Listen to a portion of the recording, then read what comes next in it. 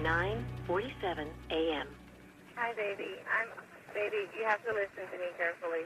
I'm on a plane that's been hijacked. I'm on the plane. I'm calling from the plane. Want to tell you I love you. Please tell my children that I love them very much.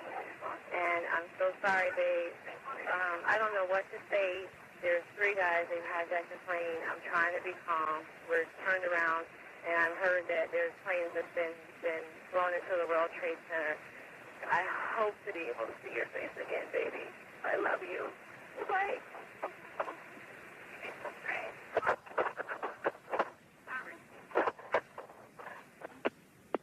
End of message.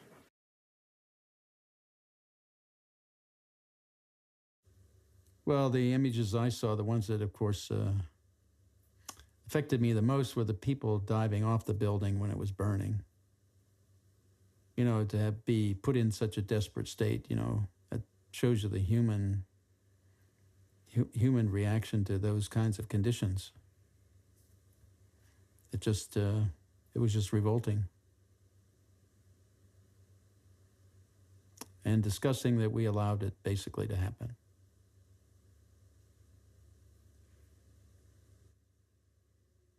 Thin Thread was a program that absolutely would have prevented 9/11. So it all went back to that program.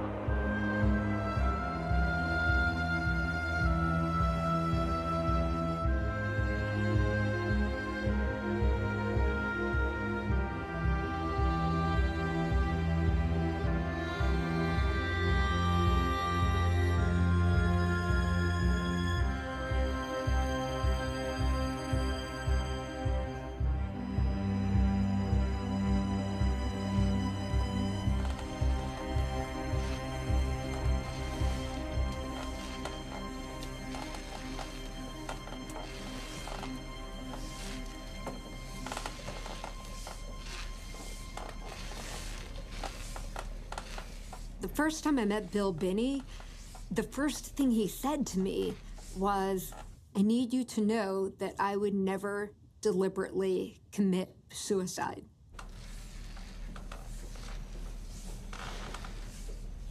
I thought he was being a little overdramatic, but then when I started to hear what he had to say about what our country was doing, I worried about his safety too. I wanted to make one thing very certain up front, that she could be assured that I would not commit suicide. And I said that because I knew some of the people involved in this activity, and it was a pretty serious thing because people all at the highest levels of the U.S. government were involved in all departments. So I wanted to make sure that she understood that if something happened to me, it was not suicide, because I was going to be in this with her and everybody else to the end.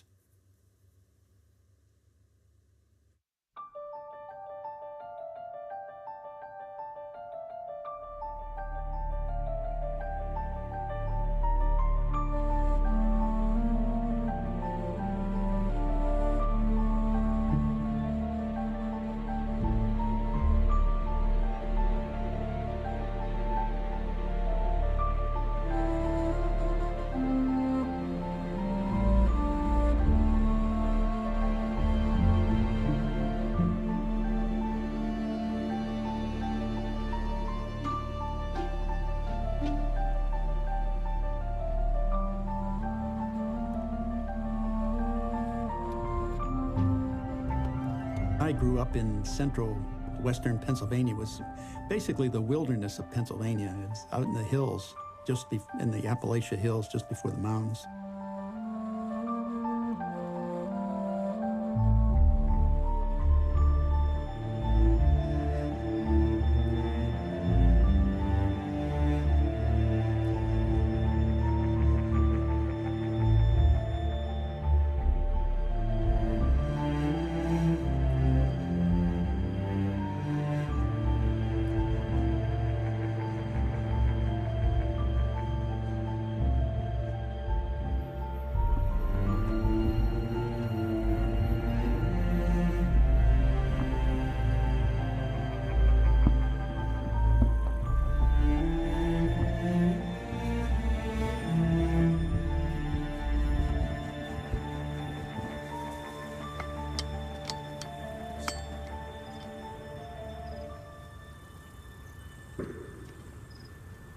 This is my father's grave. One time I asked him, I said, in your service in wartime, how many men did you kill? And he said, maybe one. So, but that's all he said. He didn't really talk about it.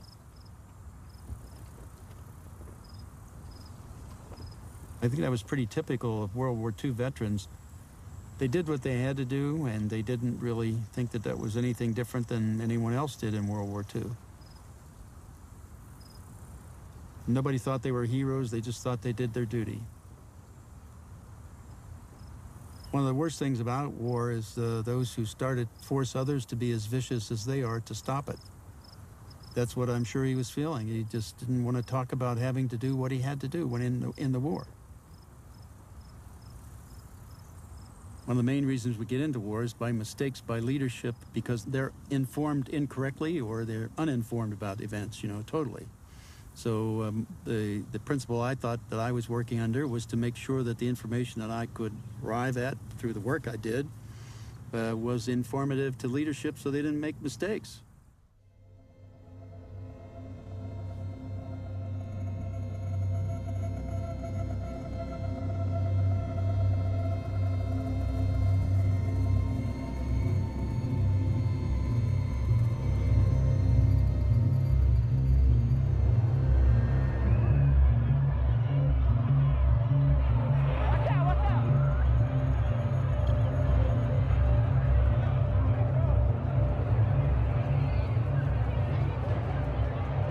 Recapping now for you once again, if you've just joined us, an explosion underground in the garage section of the World Trade Center in New York City has killed now 3 people, according to the New York Port Authority, and has injured at least 150 people.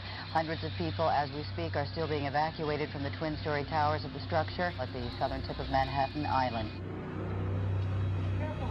There was no hope whatsoever. Trapped on 94 floors all the way up. The walls just blew in, and everything went blank after that. Walls collapsed, furniture's down.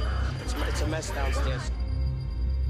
The first attack on the Trade Centers in '93, that was the first thing that woke everybody up in terms of the threat of terrorism.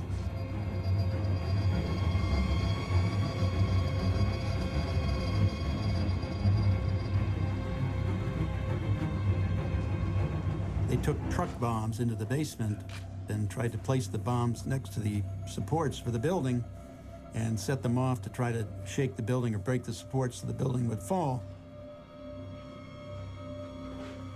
Technically, that didn't function that way, but it killed a lot of people, and CIA really did start pounding the drums across the entire intelligence community to go after the terrorism, and that's what we did at NSA.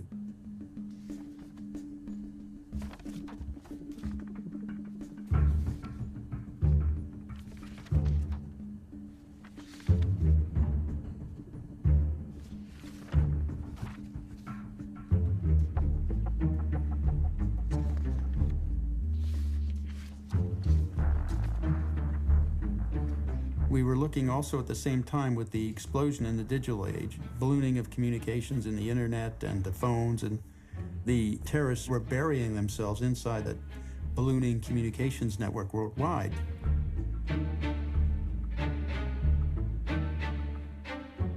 So we had to face that as a new technical problem that we had to solve to figure out who was communicating with whom and who were the terrorists, and try to extract that information out of that flow of information.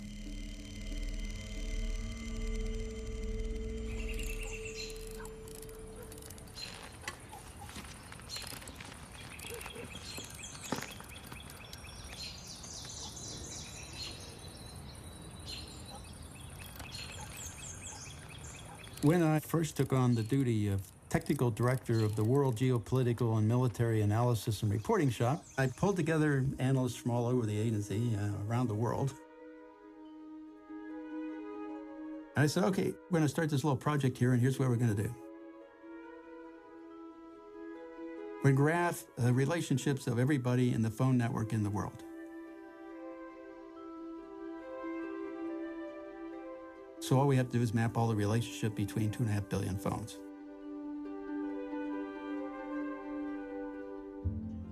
And somebody in the back says, "Oh, you can't do that." And I said, "Why not?" And they said, "Because all the combinations are infinite." So I said, "Okay, think of it this way. At any instantaneous point in time, the numbers of atoms in the universe are finite.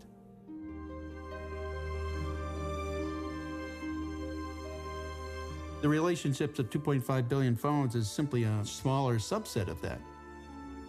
So that's nothing. Now you can get your mind around it.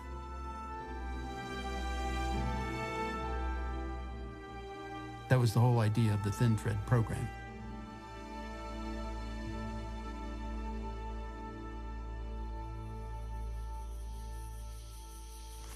Of all the analysts I ever knew in my entire career, spanning from U.S. Air Force through my career at NSA, Bill was by far the most astute, the most capable, accurate. He used all the tools necessary not only to find the story, but to complete it. Where we weren't able to actually read messages, they were encrypted, Bill found ways to leverage indicators that I'd never seen anyone else do. Bill was Mr. Externals at the NSA.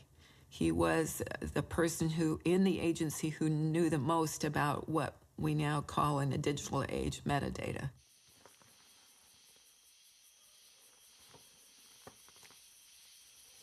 If something was encrypted and you couldn't decrypt it, you could still get information out of the external signals.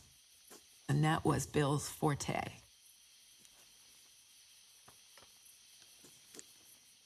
Bill would find ways around the encryption to see things that people didn't even look for. Able to work almost any problem, almost any challenge, and draw upon mathematics and other inherent analytical skills, and the willingness to be open-minded, not closed-minded. He had a good BS detector and he could tell when somebody was blowing smoke, and he was the agency's best traffic analyst, bar none.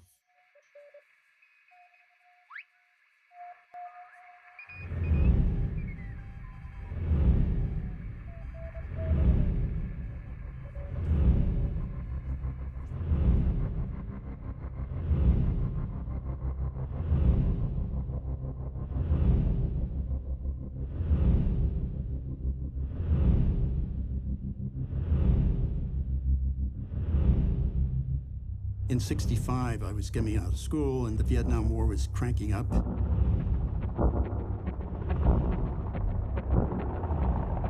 That was when we still had the draft, and so people were getting drafted out of my community.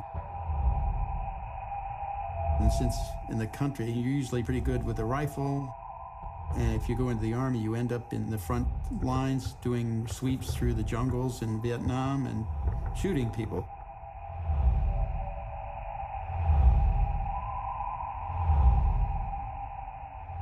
I simply did not want to participate in any of that at all. I even stopped hunting because I didn't like to kill animals. So why would I want to get involved with Vietnam? I had the option to volunteer for the Army to go to Europe. They gave me a whole battery of tests, and they said, gee, here you have a fairly high aptitude for analysis. So they said, hey, you're a prime candidate for the Army Security Agency, and they sent me to Turkey.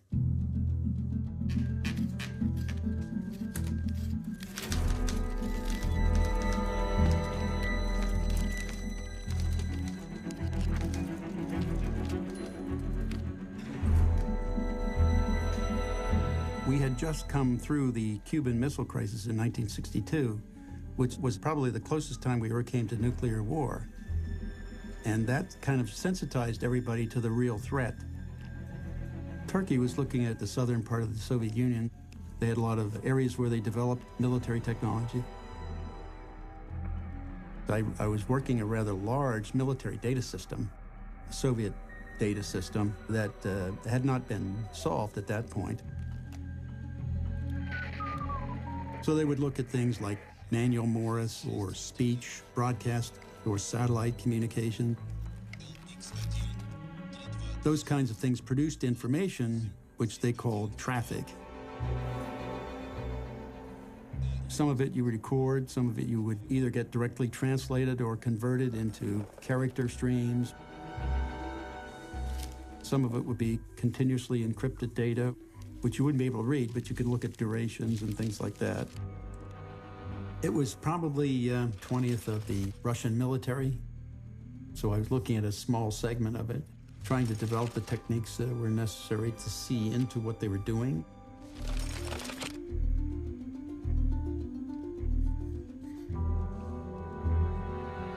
It was me sitting at the desk, looking at this abstract data, struggling to understand what it really meant.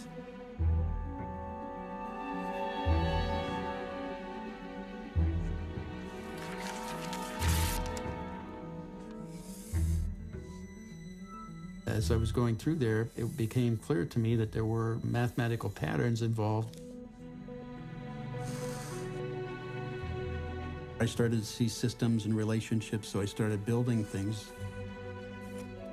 It was allowing me then to begin to understand and interpret the things that we were getting in terms of communications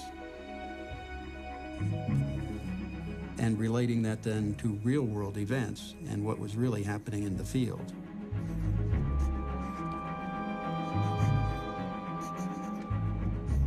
When I got to that point, the whole thing started to fall in place, and so then you can reconstruct the entire system, their entire system of command and control and everything they were doing.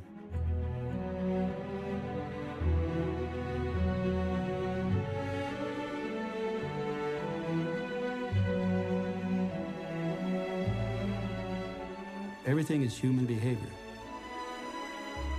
Human behavior is extremely patterned. How do people operate? How do they interact? And how does that manifest or appear in this abstract set of communications you're looking at? It's a matter of getting to the point where you can understand the patterns and interpret them properly.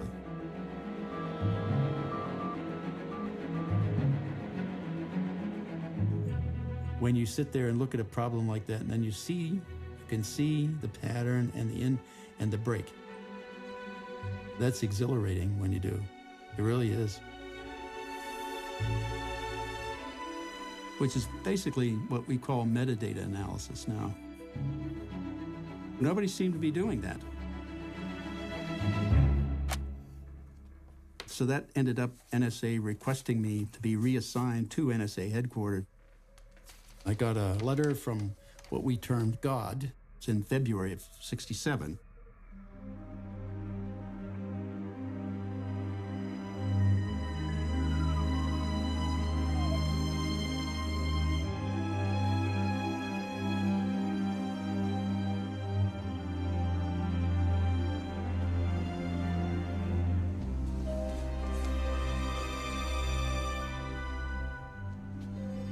Metadata is actually just data about the data. And as a traffic analyst, you don't care about what's in the conversation. You care about who's talking to whom, how often are they talking, when are they talking, what's their pattern of talking, who are they talking down to, who are they talking up to, what's the subordination, the command and control structure of the organization.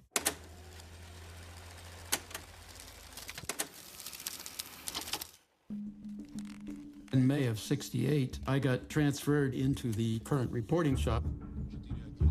In the early summer, the Russians started training or having an exercise along the border of Czechoslovakia.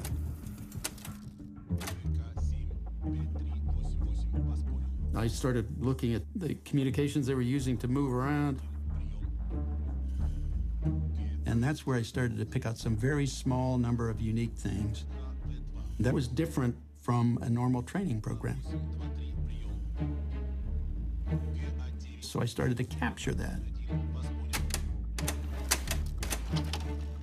And I said, it's obvious that they're going to invade.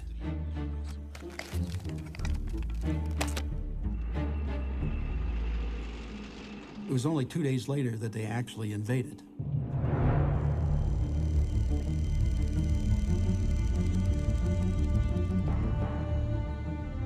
That was the first occurrence that I had direct personal experience with, a real-world activity that let me see what was different between that and the training.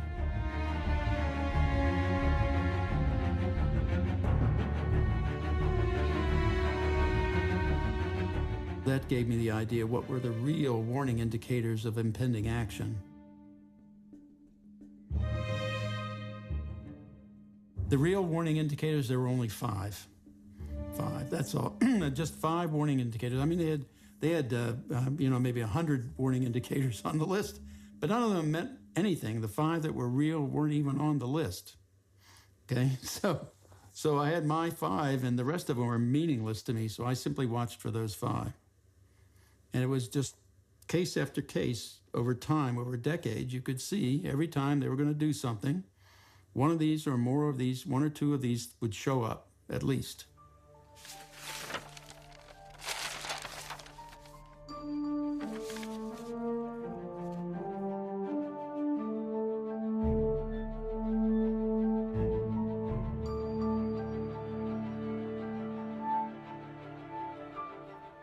When the Yom Kippur War came along in '73, again, those warning indicators started showing up.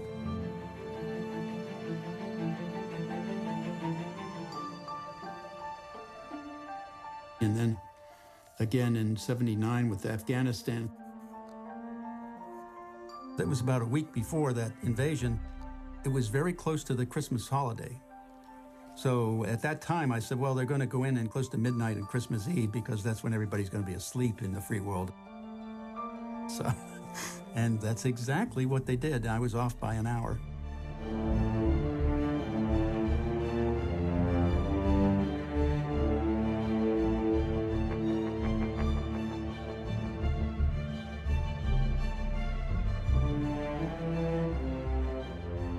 I couldn't understand why a lot of people couldn't see what I could see. I didn't look at that understanding as anything more than just a greater understanding of people and how they operate.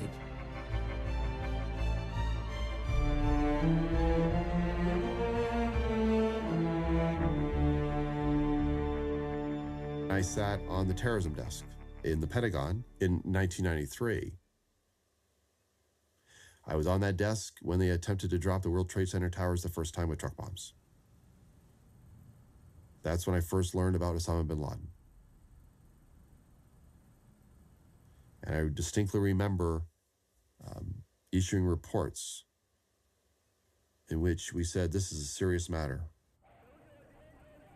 This is not a one-time event. There is a larger movement here, and they're planning on doing more. Al-Qaeda, the base, and Osama bin Laden as their leader, weren't just issuing pronouncements, they were actually calling for action. The senior military officer, the J2, who reports to the Joint Chiefs of Staff, comes down to our alert center in the National Military Joint Intelligence Center. And he says, yeah, I'm reading your reports. You know, who cares about some raghead spouting out fatwas in the desert underneath a fig tree, right? Who cares? Not a threat.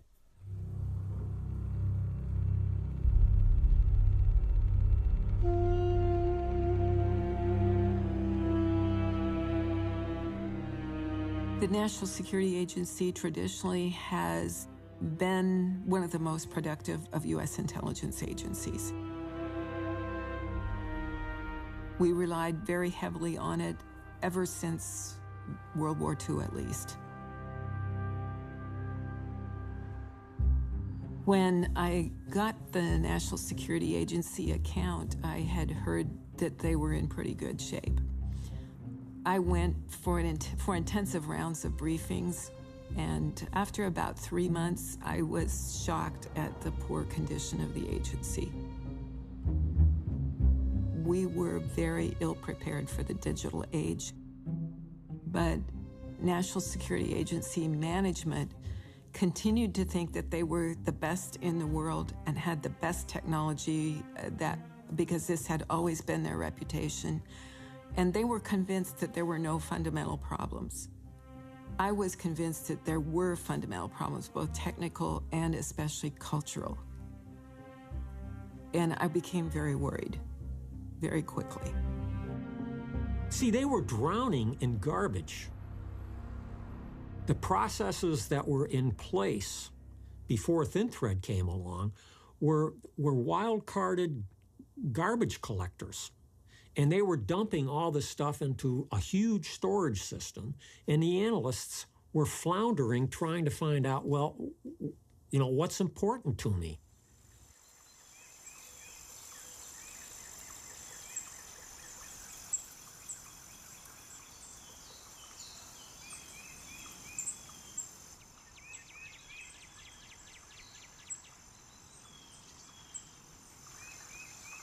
ThinThread was our way of trying to address the digital age.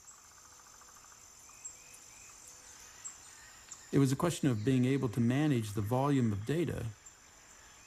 The terrorists are using all the cell phones, all the landline phones, all of the internet connections to communicate. So the new Cold War, if you will, was the worldwide explosion of the digital age. The NSA took the different perspective that says, let's just collect everything, and then we'll have our analysts figure it out later. The problem is, once they collected everything, your analysts couldn't figure it out.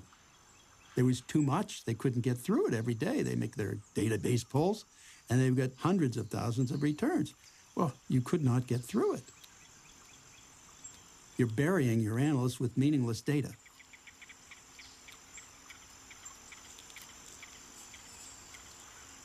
That's when I started looking at what we had to do to solve the problem of the volume of data and how could we isolate things that were important for our analysts to look at. And the key was metadata.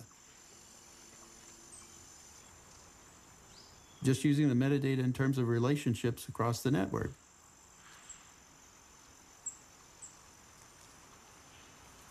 So you don't have to look internally at the content, you look more at the relationships of the people communicating or organizations communicating in the world. So that's the way you can see into large amounts of data fairly quickly, effectively, and pull out data that's relevant to targets you want to analyze.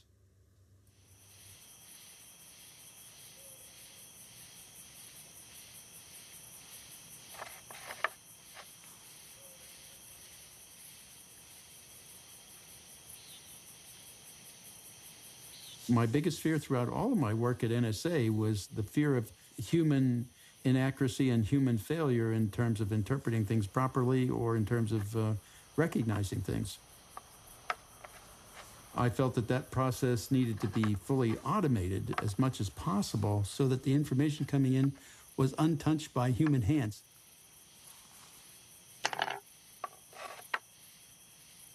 Oops.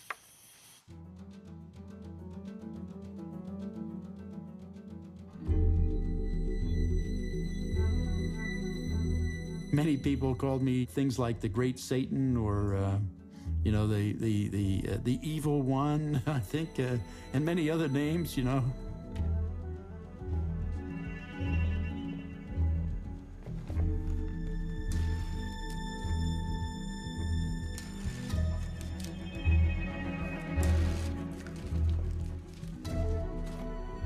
So I had whole groups of people that didn't want to talk to me or be involved with me because they felt if they did, they would lose their jobs.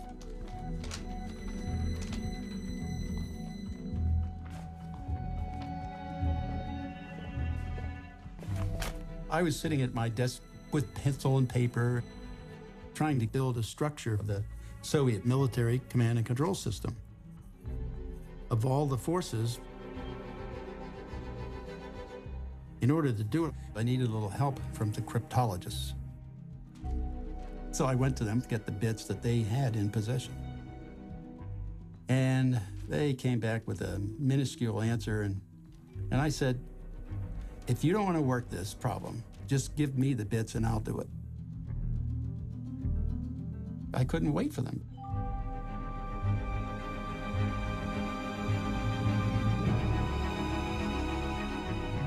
For a nuclear intercontinental ballistic missile to be fired, it takes no more than 30 minutes to go from one continent to the other.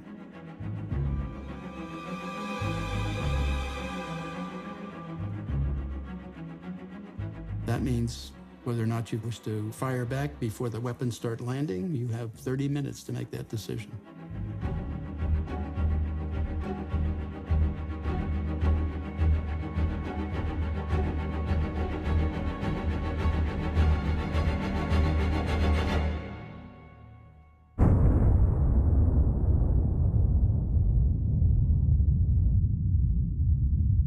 It was at a point in time where the civilization could wipe themselves out in an hour by nuclear exchange.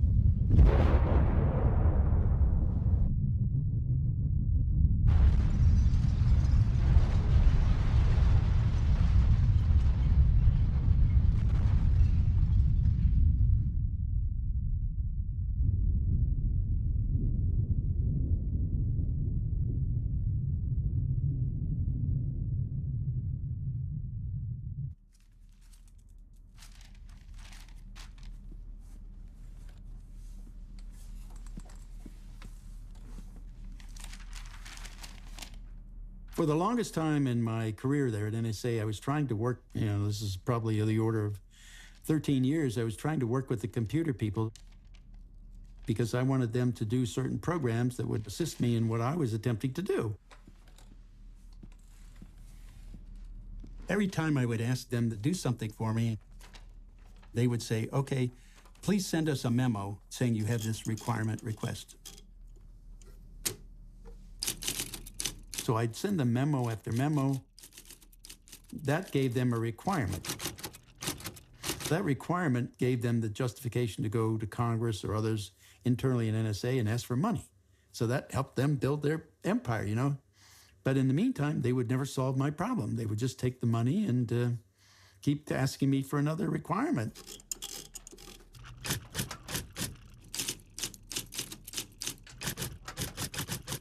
So one time in 1983, miraculously, this PC came up on my desk.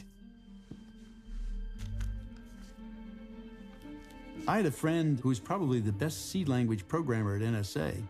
His name was Bill, too. And I said, Bill, what do you think we could do with this PC? If I could get an algorithm together, do you think you could program that into this 2-disk drive 64K RAM PC? He says, yeah, I think I could do that. I said, great. So you would type in the query from unresolved issues out of the database, and up would pop the answer. Where the mainframes, 8 acres of computers, could not figure out what this data was. I would take it and put it in my little 2-disk drive PC and get the answer right away. So I had to tell the computer people, and I said, I have this little program down here. You might want to see this. I had this printout from the database, and I was going through it. See, it didn't resolve this here. Watch this here. And I type it into my little PC, and up would come the answer. And there's another one. I'd type it in there, and up would pop the answer. They started sweating, I could see. And I said, don't you think that's neat? He said, yeah, don't you think that should be in the mainframe? I said, sure, I think it should be in the mainframe. Why don't you send me a memo, and I'll give it to you? I thought that was great. In this process, of course, I learned very simply put, if you want something done, you have to just go do it. You never ask for permission, only ask for forgiveness, if you have to. In the end, sometimes you don't have to. Once you solve the problem, it's no longer a problem.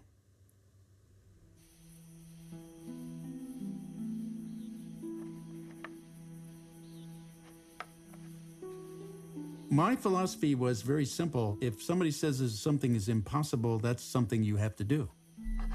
It's like open-ended thinking. You don't bound your thinking. You let it float anywhere it wants to go. So that gives you the idea of how you can be creative in any environment. And so that's what I was after, being creative anywhere I went. And that's what the SARC, the SIGINT Automation Research Center, was all about.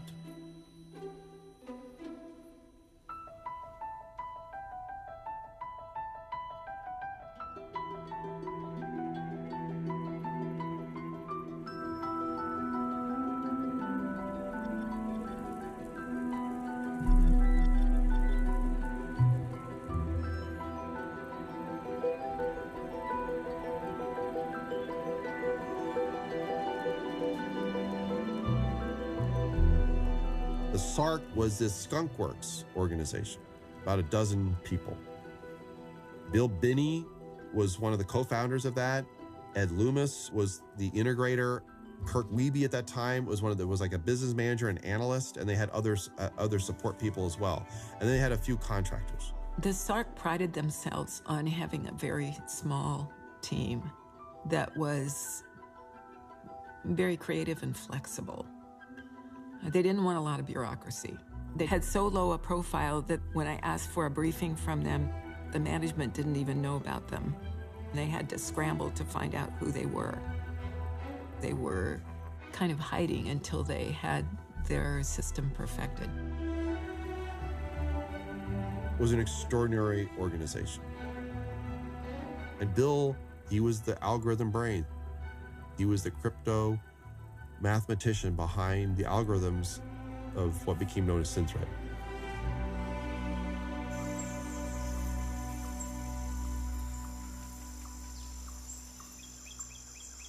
People are telling me, you got to fear Bill.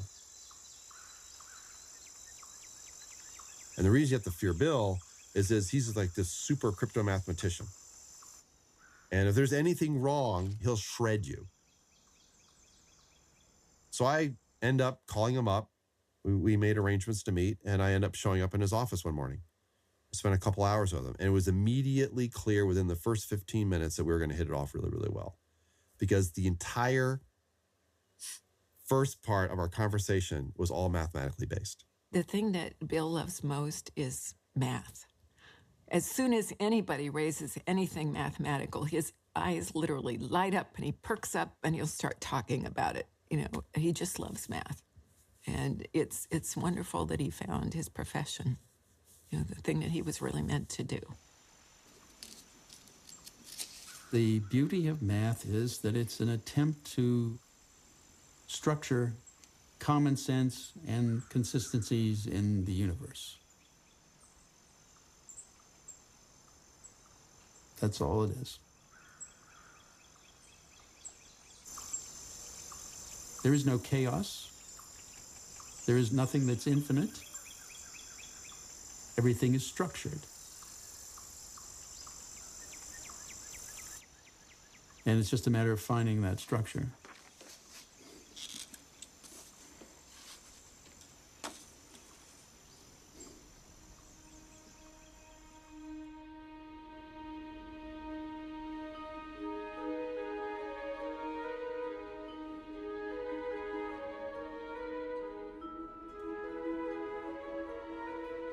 I basically envisioned the graph as a very large globe of the Earth, say.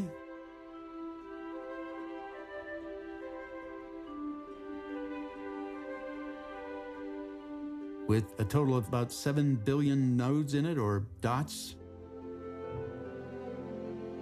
each representing an individual, and having all the connections of all those individuals with all the other connections they have anywhere in the world.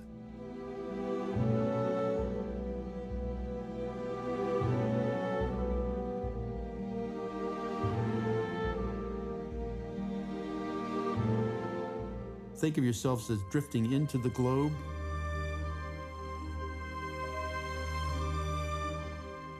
So you're going inside the globe, and you can go to any point in the globe and look at any given point to see the relationships they have with all the other dots in the globe.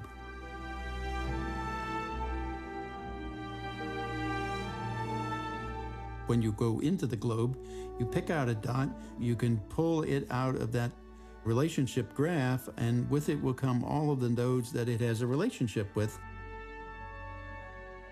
When you pulled that node out in its community, if you will, the social network it had, you pulled all of the backup data that created those relationships to begin with, so that you could now timeline those relationships and see the interactions over a period of time, whatever you wanted to define. So that's how I envisioned the graph.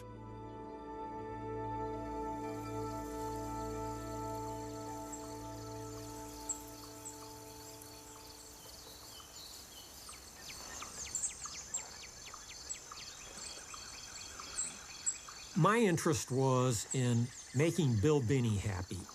Bill Binney is a traffic analyst. So my focus was really on creating the metadata for him that he could do his traffic analytic thing. You can extract an awful lot about a person's life just by looking at metadata.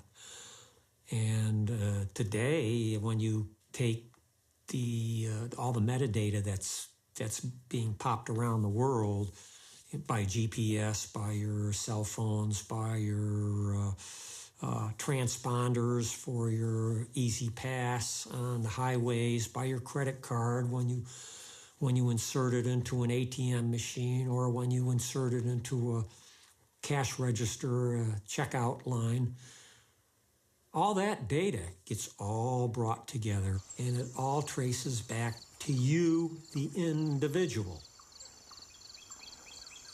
It doesn't matter what you said in an email, or what website you went to, or what you downloaded. What matters is what pattern your digital behavior is taking, and what fingerprints does that leave of what you've been up to.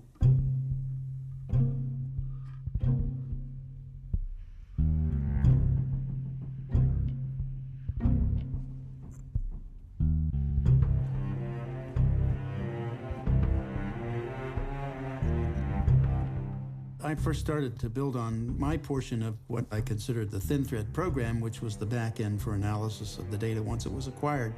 Ed was doing the front end, doing the sessionizer, getting the data together and assembling it for me to look at.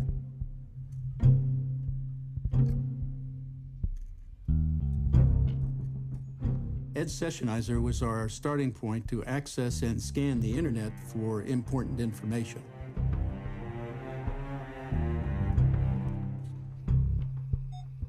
I was convinced that the internet was the new way of communications for terrorists and criminals, and we knew at that point that some of them had been moving that way.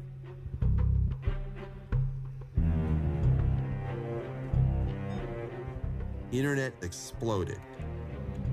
The NSA was actually playing catch up. They were so way behind the time.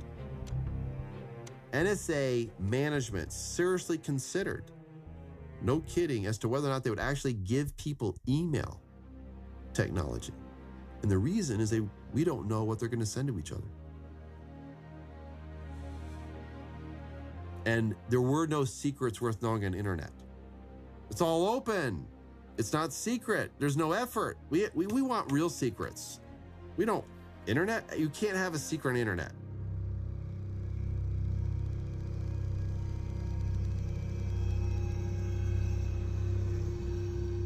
In about 1996, I believe it was, we discovered Osama bin Laden's Inmarsat phone number. And so we used that to follow his movements and his intentions from 96 to 98. Until someone compromised the fact that we had his specific phone number, and he gave the number. And so after that, we lost that as a source of intelligence.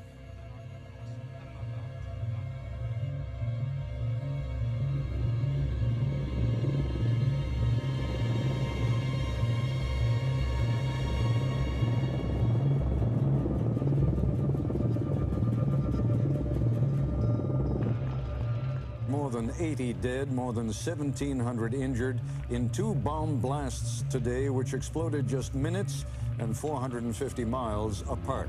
Those explosions set to go off at the U.S. embassies in Dar es Salaam, Tanzania, and Nairobi, Kenya, were clearly a part of someone's war against the United States, although it is still unclear at this hour who our enemy is.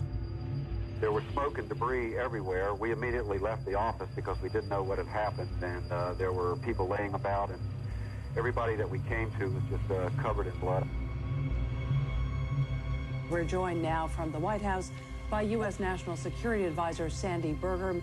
Was this a failure of U.S. intelligence? Well, the investigation is going on. I don't believe that's the case, and I think it would be inappropriate for me to comment on what we know, what we don't know.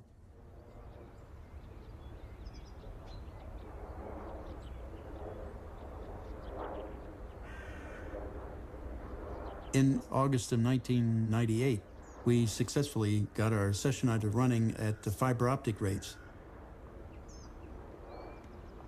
Ed gave a copy of that sessionizer to our friends out at Bad Aibling, one of our echelon sites for collecting data in southern Germany.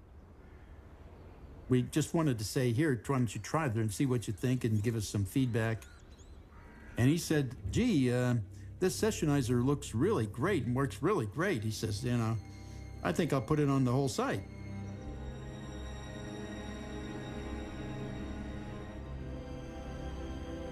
They put it on their system Friday night.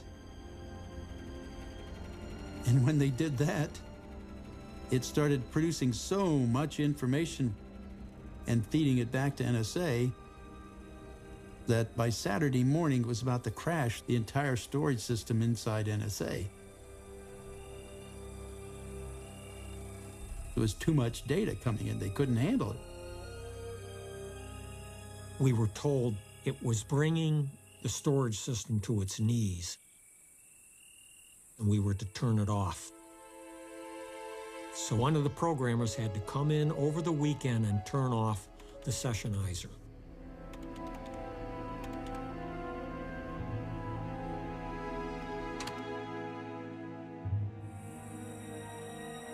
This particular test clearly showed that there was so much more data there that was much more valuable as a source of information than anybody realized at NSA. This was kind of a wake-up call that I thought made it clear to them that they needed to open up their thinking to a much larger scale than they were thinking at.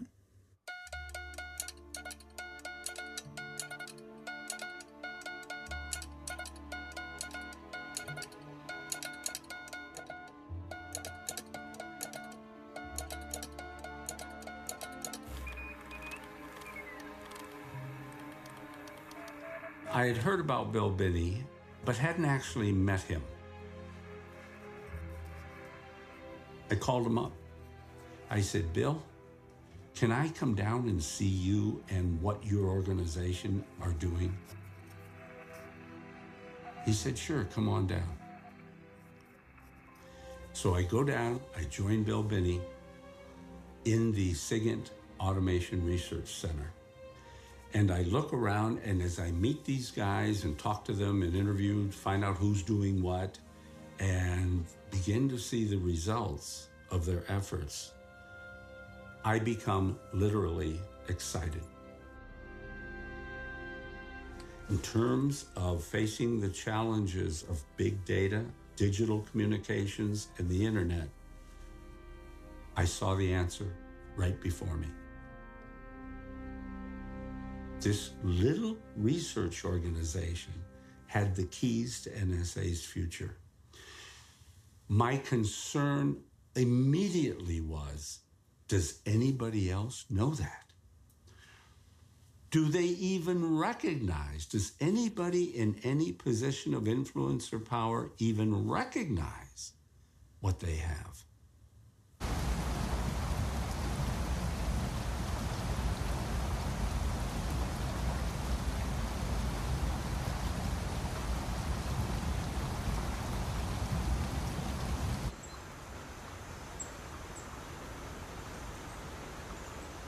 I was aware of the technology that went into Thin Thread from 1997.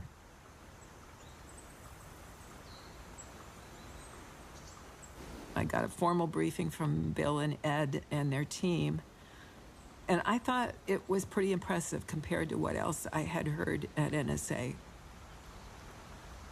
I thought it looked very promising.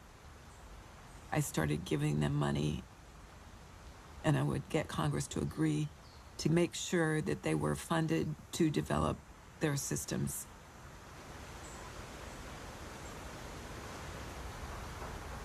Because the agency was admitting they had to update to the digital age from the analog age, they had not started it yet.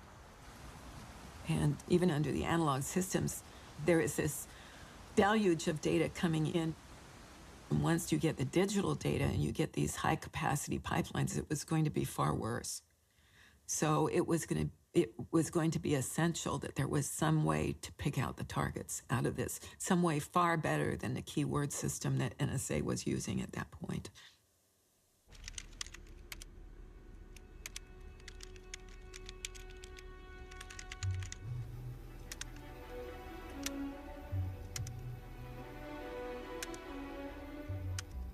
Shortly after the Bad Aibling test, we had the whole system running, and then from there on, we just took in more and more data of large numbers of phones and large numbers of computers.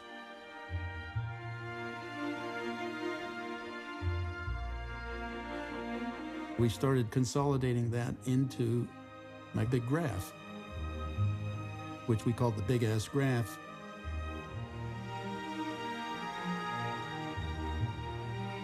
We started pulling in such a massive amount of data, and the system was working so well, we could see no limit to it.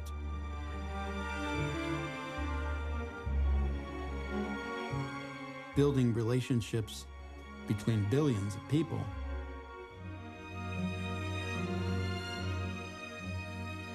I mean, we're talking trillions of transactions. It was pretty clear that we were building the most powerful analysis tool that had been developed in history to monitor basically the entire world in near real time.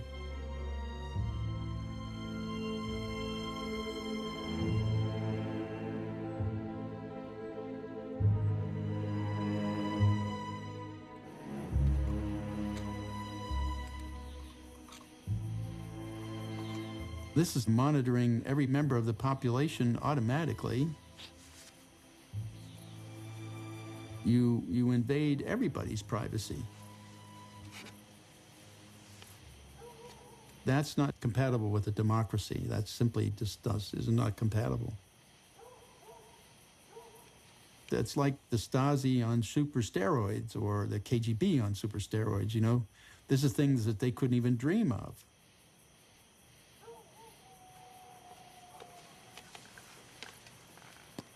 That's where I, in particular, said we have to do something to protect individuals here, especially those who are innocent of any wrongdoing whatsoever. There's no reason to even have this data about them.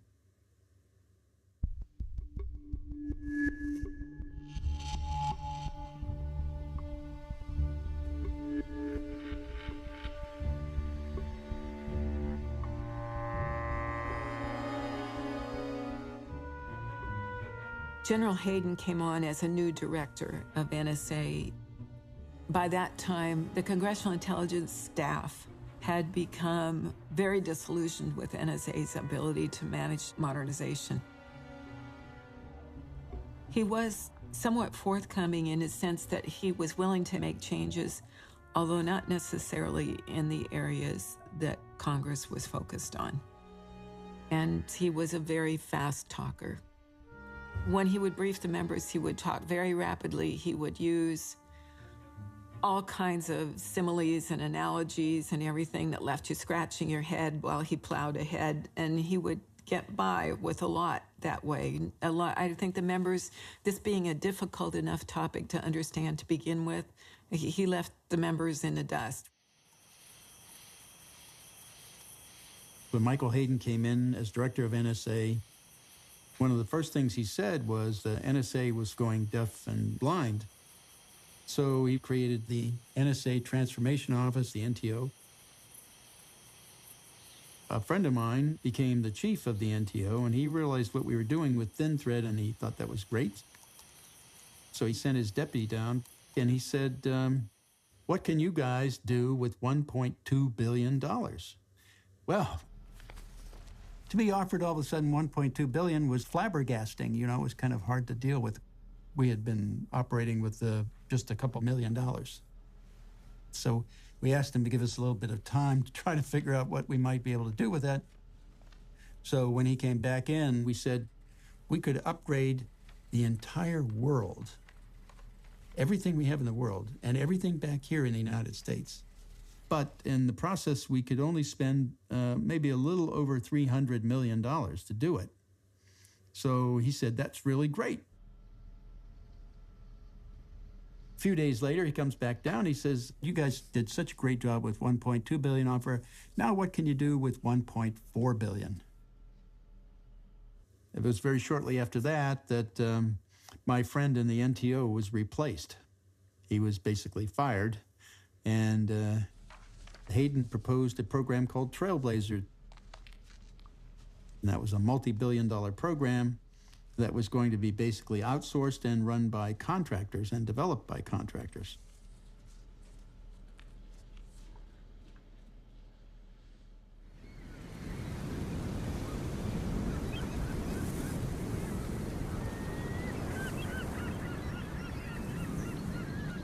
When NSA started on Trailblazer, I asked them if they would send down the design paper and let me read it. After I read it, I called NSA and I asked if I could speak to the Trailblazer management. And I said, I want to make sure I understand this paper. I said, from what I understand, to modernize digitally, what you want to do is start with your analog system and evolve that into a digital system by putting out one part at a time and upgrading and adding more parts. And they said, yes, that's it exactly.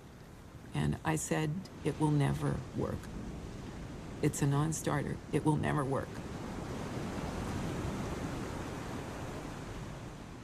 Why would we start from outmoded analog technology and try to evolve that into digital technology?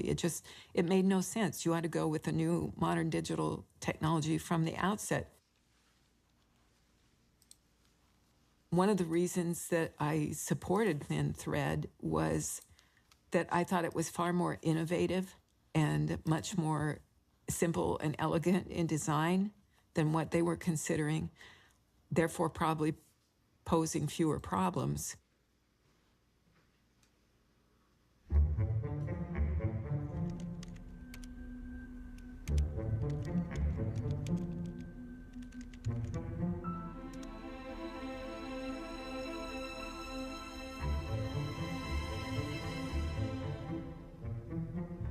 From our test with our big-ass graph, it was pretty clear to us that we had to protect privacy rights of individuals. So we devised a way to build in protections and make it possible to encrypt all their attributes so you couldn't tell who they were and you couldn't analyze what they were doing because you couldn't identify them. And in cases where they weren't even in zones of suspicion, which we would define within the graph, their data wouldn't even be taken in, and so that no one would have an opportunity to abuse their privacy. This is also metadata coming in. The FISA filtering tool that we had filtered out any American citizen or party that was in America unless it was a specific target. But even then, you would have to get a warrant to reveal the identity.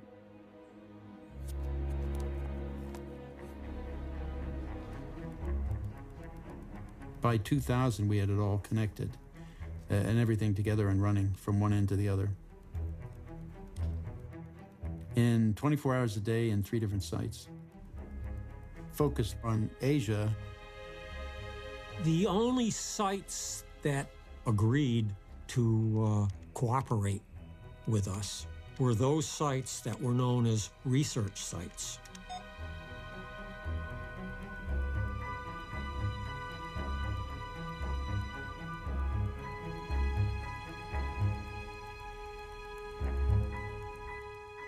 You know, I never called it a test site, but I mean, they were existing sites, I mean, and they were producing intelligence from that for a long period of time.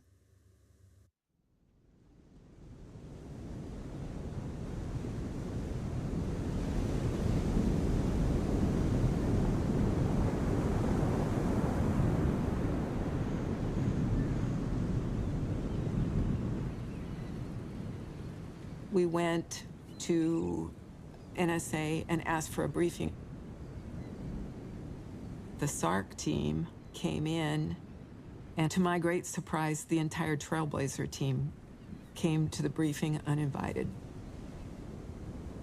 Bill and Ed started the briefing. What was astounding was that it went all the way from the point of collection all the way through reporting, and including automated reporting. So I turned to the Trailblazer people. Are you going to incorporate this into Trailblazer? Wouldn't this help you? And they were pretty much non-committal and stony-faced. And it turns out the SARC got in a lot of trouble for this after I and other congressional staff left. General Hayden called in the entire SARC team, lined them up in his office, dressed them down, berated them without letting them have a chance to speak, and then issued a dirgram telling the entire NSA that once a corporate decision had been made, that they were not to undermine it with Congress. In other words, they were to cover up any adverse information. It was, to me, an absolute clarion call to keep Congress in the dark. I thought it was very brazen.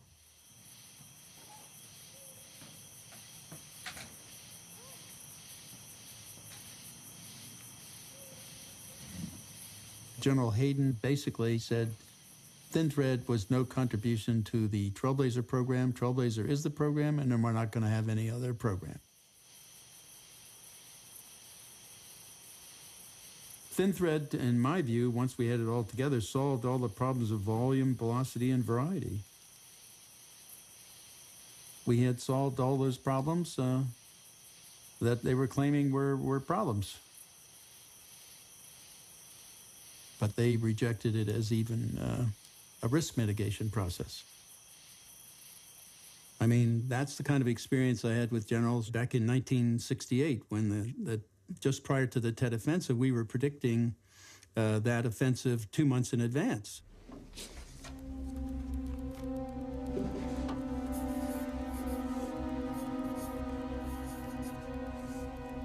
Some people came to me and showed me some reports on activity in Vietnam.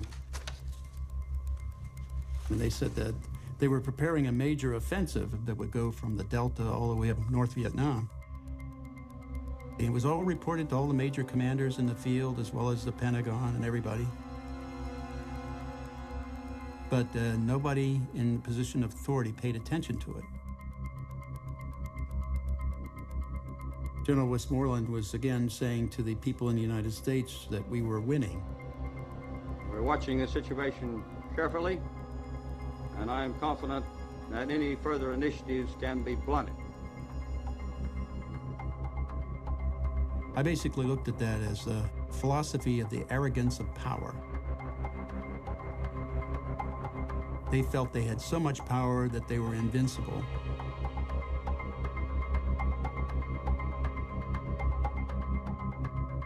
I had friends who were stationed in Vietnam. One colonel that I knew had a battalion stationed on the road from Saigon to Cambodia, which was a major point of attack. He, of course, had the reporting too, so he had 50% of his men in the trenches all the time, 24 hours a day. until the attack.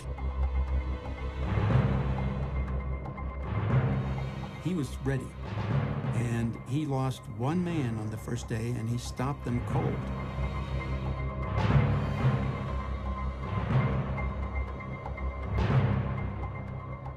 The problem was that all the forces on either side of him had fallen back because they couldn't hold their position on the line, because they weren't ready.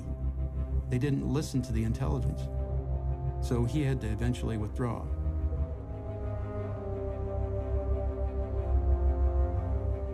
The point was, if they were ready, that offensive would have gotten absolutely nowhere. But they didn't pay attention. This was a deceitful and treacherous act by the enemy. We thought they were all idiots.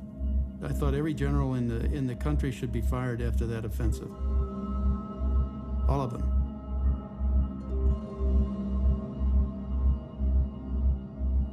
They should have been drummed out of the service. I mean, we got rid of generals and all that during World War II for very similar kinds of negligence. So I don't understand why we didn't get rid of them then.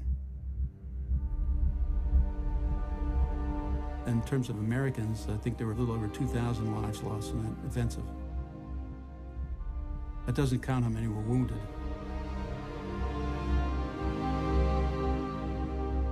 Well, I looked at it as they were treating us as just simply meat on the line.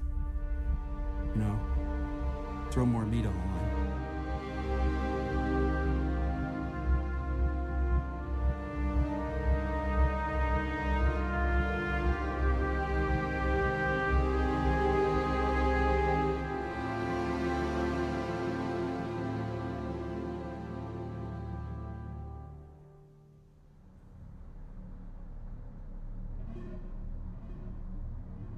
We begin our special coverage tonight with the latest on the terror attack against the U.S. guided missile destroyer Cole. The Navy says it has recovered the bodies of 7 sailors and is searching the mangled interior of the ship for 10 more. About 35 other sailors were injured. In dreary weather fitting the occasion, the first bodies of sailors killed aboard the Cole arrived in Germany this afternoon. The blast, which took their lives, is estimated to have been caused by several hundred pounds of explosives in a new and deadly terrorist tactic. Immediately after the attack, there was nothing left of the small local harbor craft which the Navy says had carried the explosives. Despite instability in the immediate region, the strategic port of Aden has been used as a refueling stop for 2 years, and the Cole was on a heightened state of alert. But there was no defense, it seems, against suicide bombers in a small boat.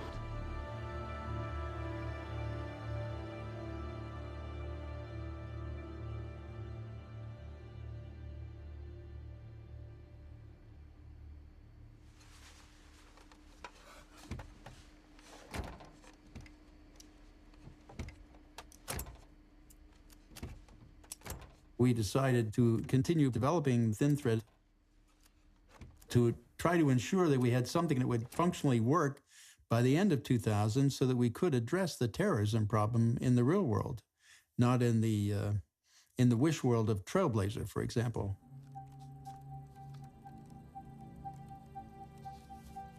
That's when I went to our Terrorism Analysis Center and said, okay, what sites do you have that will that produce any meaningful information for you to analyze the terrorism targets around the world?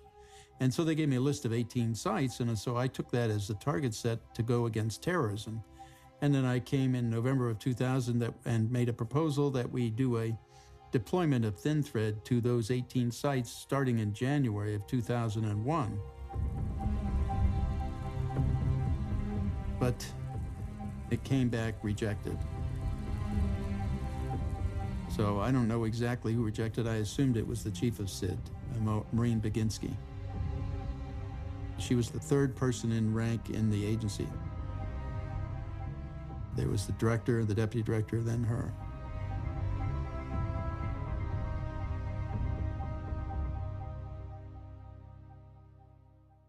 General Hayden hired Bill Black to come in and take over the deputy directorship.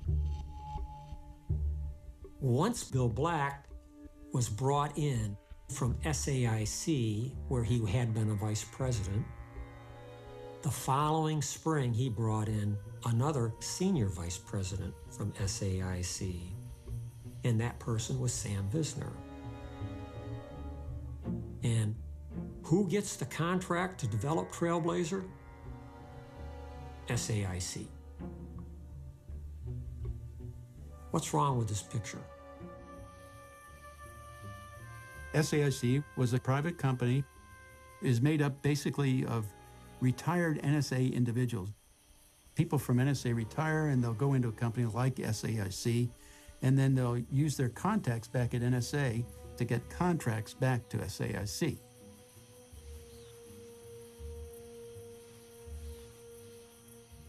So when Sam Visner came in to take over the NSA Transformation Office, the first thing he did was to call me to his office. So I went up to his office to talk to him, and when I went in there, the senior developer for the Trailblazer program was there. And the first thing Sam told me, he said, I do not want you briefing ThinThread to anybody again. And the reason he said that, of course, was because we had already set up an appointment to brief Charlie Allen. He was the senior collection officer for the intelligence community, so he had a lot of influence. So I asked him if he wanted me to cancel that appointment, and he said, no, don't do that. You go ahead and finish that briefing. I said, okay, I'll do that. When Charlie Allen got in there, the first thing he sat down and said to us, even before we started to show him anything about ThinThread, he said, I hear you have a cheap Trailblazer here, and I'm here to see it. Well, I mean, I had been invited Maureen Baginski to come up because Maureen knew Charlie Allen. They were friends they had known each other for a number of years, I think. And she was there, and she said, at that point, she said, yes, Charlie, but we still need the money. That was the end of our briefing of ThinThread.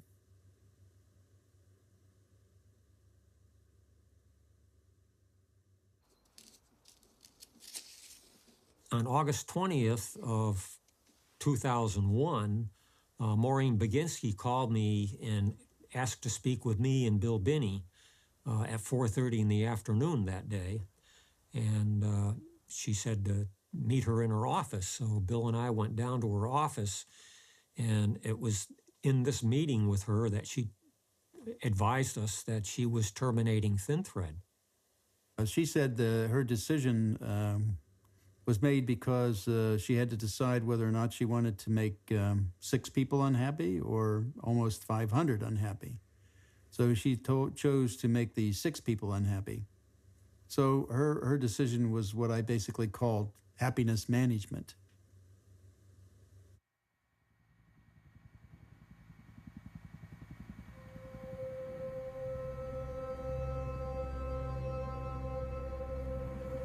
They are letting us stay up. I'm not sure why. Newark is allowing us to stay up. Only the news helicopters are allowed up. The entire country, we're like 5 people in the air. That's it.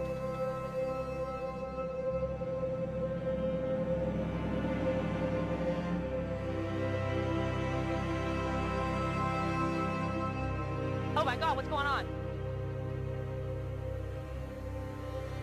It's like the side of the building just blew out, Chet, on the other side, the side we can't see. Look at it.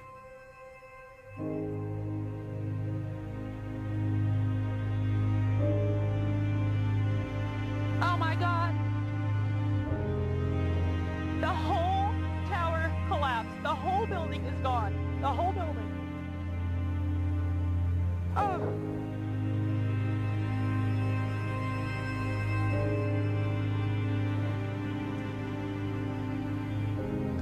Daniela, did you hear me? The entire building collapsed. It is gone.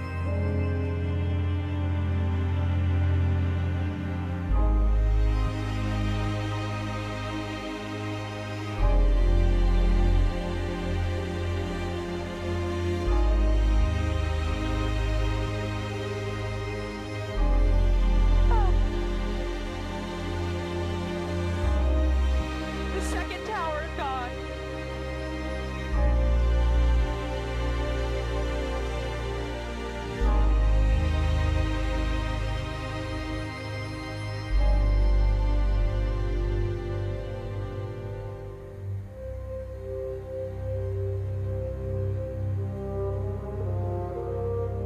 Oh, those poor people. Oh, God.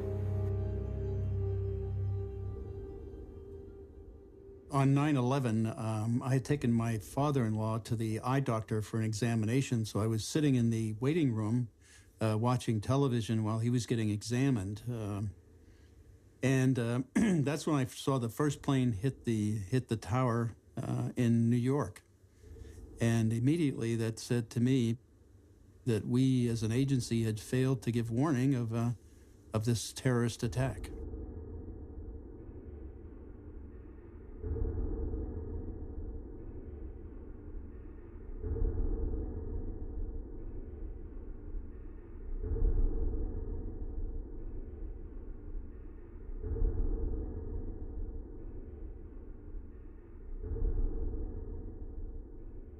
When my father-in-law was done with his examination, I took him home and then tried to get back into NSA to see what I could do to maybe help in getting information about who did this and all.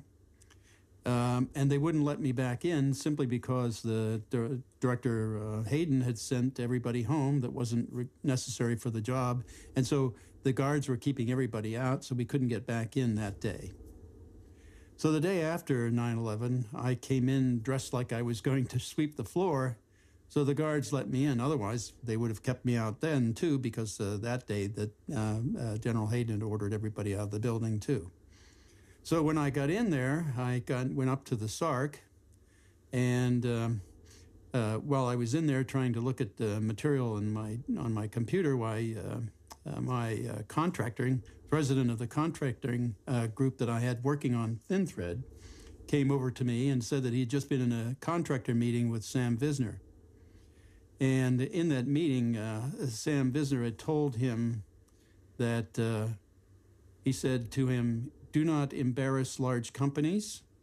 You do your part, you'll get your share. There's plenty for everybody." And he also said that Sam had said that we could milk this cow for 15 years. We began to go out to the workforce. And I would accompany Maureen Baginski. The workforce took this extraordinarily hard. People would ask her, "What are you going to do?" And I still remember her saying, 9/11 is a gift to NSA. We're going to get all the money we need and then some, direct quote.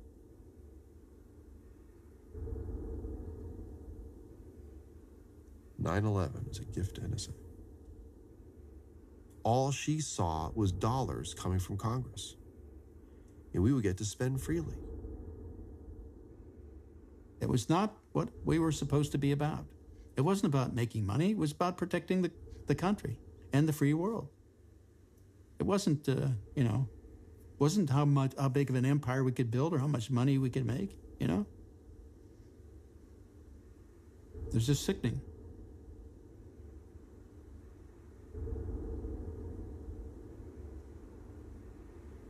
In late September, early October, we in the SARC were watching as all this equipment started coming in and piling up in the hallways and outside the SARC and inside the SARC in the walkways between the partitions for the desks. We knew something was going on because of all this equipment coming in.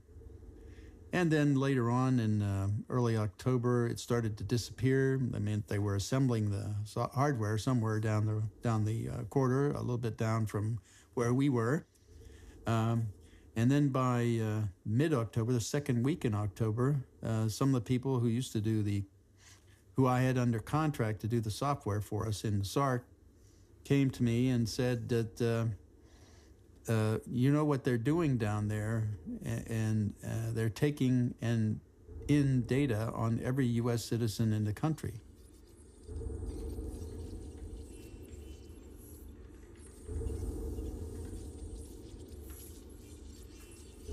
To do the spying on U.S. citizens, they had to use the only software that managed large-scale operations, which was the software that I put together, which is the back end of ThinThread, the part that does the graphing and the management of information indexing to the graph.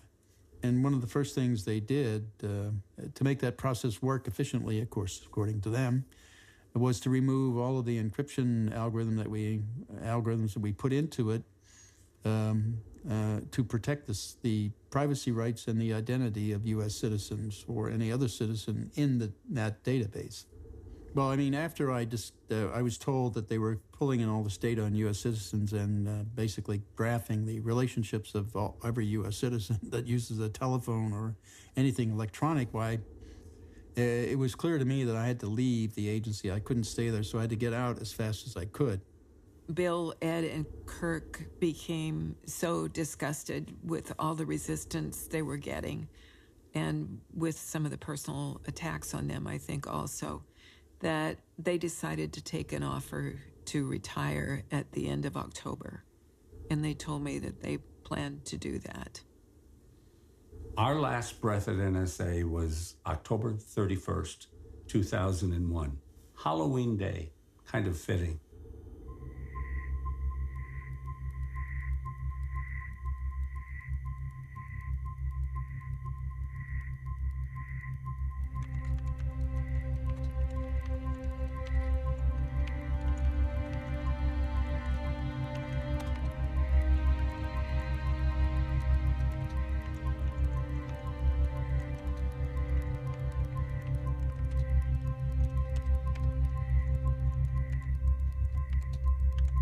After 9/11 and after we left, Tom took over running ThinThread.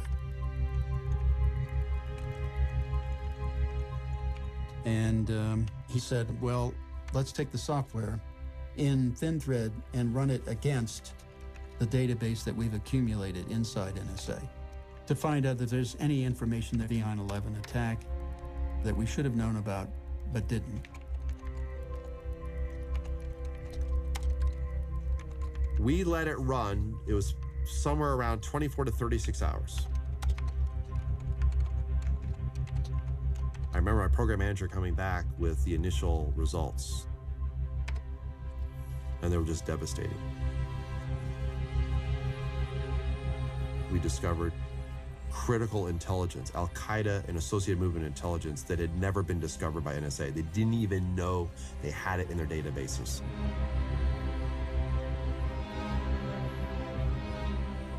But also the specific details of numbers and movement and times and locations, travel. And you're seeing the dispersal patterns that occurred after it happened. You're also seeing that there was parts of the plot in which they weren't successful. There was multiple planes that had been targeted. And for a number of reasons, those particular planes were not actually hijacked.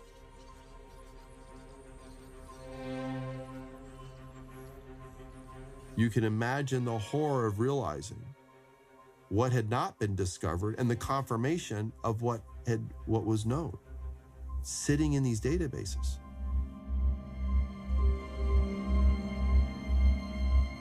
What if this was discovered prior to 9/11? We had the information in the databases.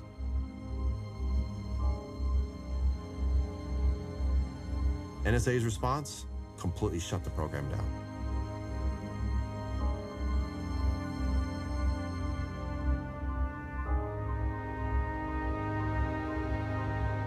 "9/11 would have been avoided.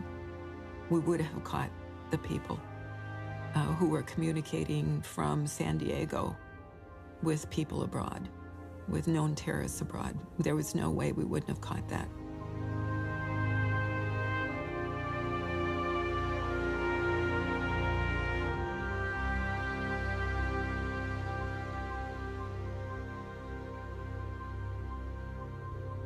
After Ed and Kirk and I left NSA, we formed a little company, a consulting company we called Entity Mapping LLC. We decide to try to bring the concepts of ThinThread to other agencies in government and bring it to the U.S. government through another door.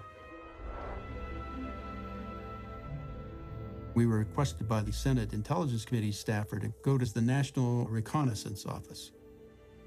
They manage all the satellites and reconnaissance kinds of missions.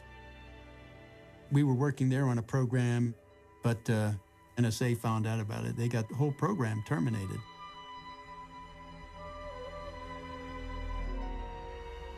And then we went to Customs and Border Protection.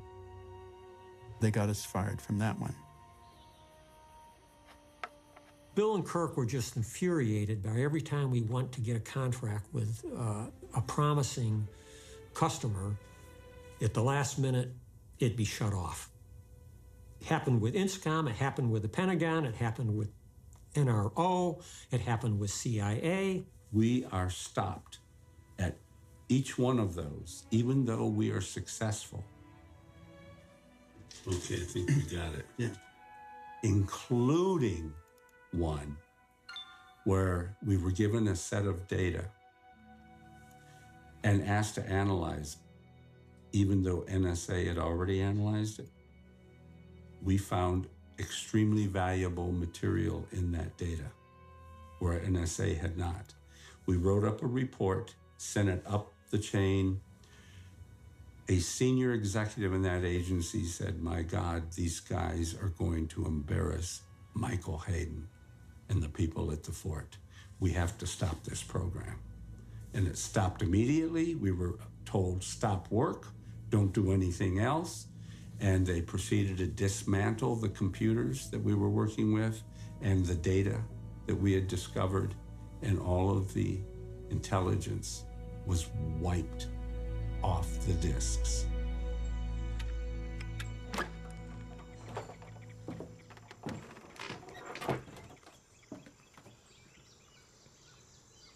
NSA attempted to keep the principles of thin thread being applied anywhere in the U.S. government, so that no other agency in the U.S. government could take advantage of it either. So in essence, they wanted to keep the U.S. population and the free world's population vulnerable, which is what they did.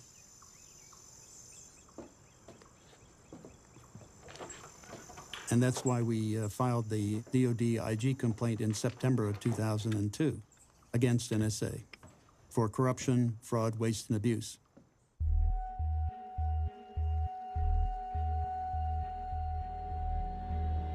Kirk drafted up a very strong fraud complaint, and we said, let's go with it. And Diane was also a party to this as well. She agreed to go along. So there was Kirk, Bill, Diane, and myself. And then Kirk was actually floating this by Tom Drake. I was not aware that he was, but he was sharing it with Tom Drake. And Tom, since he was still working at NSA, said that he would support us from the inside. I had access to critical information that clearly NSA was hiding. Because of all these investigations that were ongoing, NSA said, let's find where the skeletons are, capture it all, and then bury the report as deep as possible. This was actually something that Bill Black, the deputy director, was doing. And the order went out, no one will ever see that report. We can't show anybody what Thin Thread discovered that we hadn't discovered. We can't show Thin Thread had confirmed what was clearly a failure.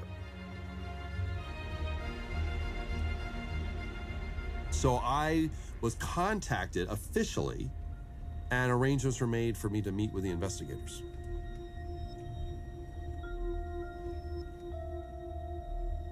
And so the DoD IG's office took that investigation on with about 12 investigators, and it took them about 2.5 years to do it. They finally published their report in, I think it was January of 2005. And at the time, about 98% of it was redacted because it was so damning to NSA.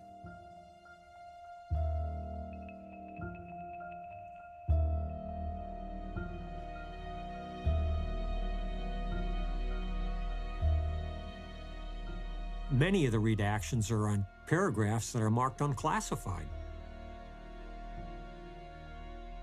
So it was clear to me that the dirty laundry was blackwashed.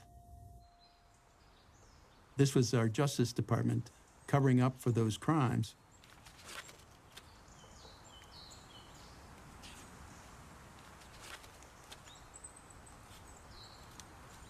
in 2005.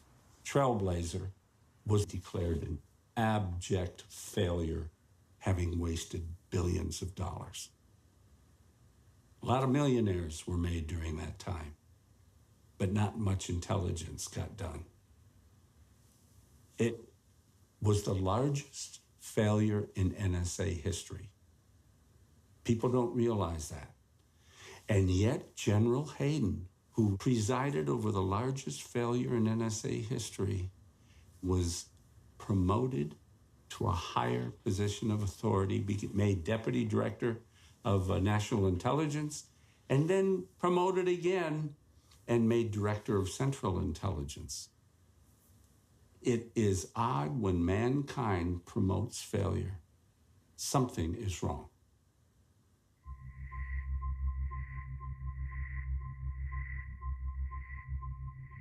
On the 26th of July of 2007, the FBI decided to raid 4 people. That was Kirk Wiebe, Ed Loomis, Diane Rourke, and myself.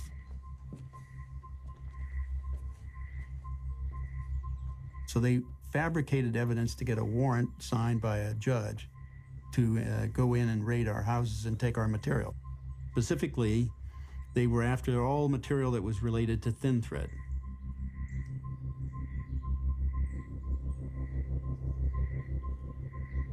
My son answered the door and let them in, and they came in with their guns drawn and pushed him out of the way at gunpoint, and came into the bedroom where my wife was getting dressed and pointed guns at her, and then came into the bathroom where I was taking a shower and pointed a gun at me.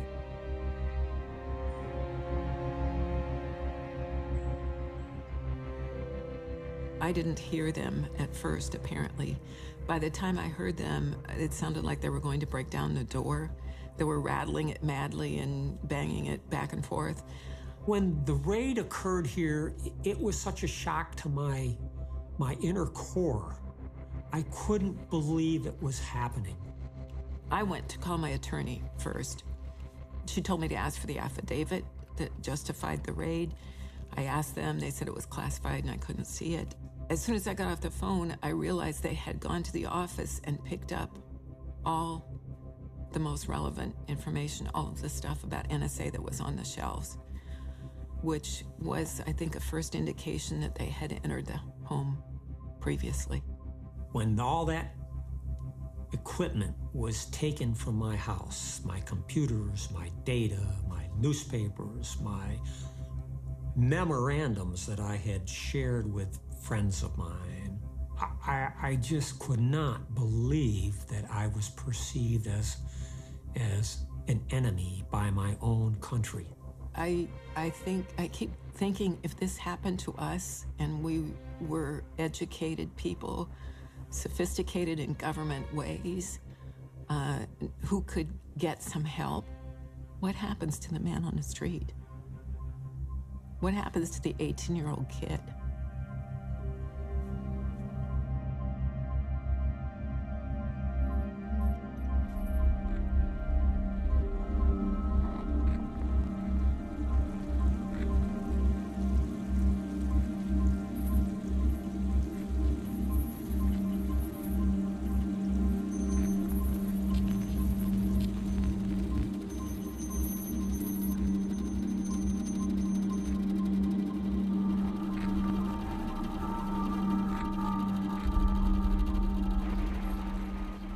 When I found out that all the things that we were doing as a result of that 9/11, and I heard Vice President Cheney's statement about we have to go to the dark side. I looked at it as a total destruction of our society, and we lost all moral standing in the world as a result of going to the dark side. It was just sad. Still is.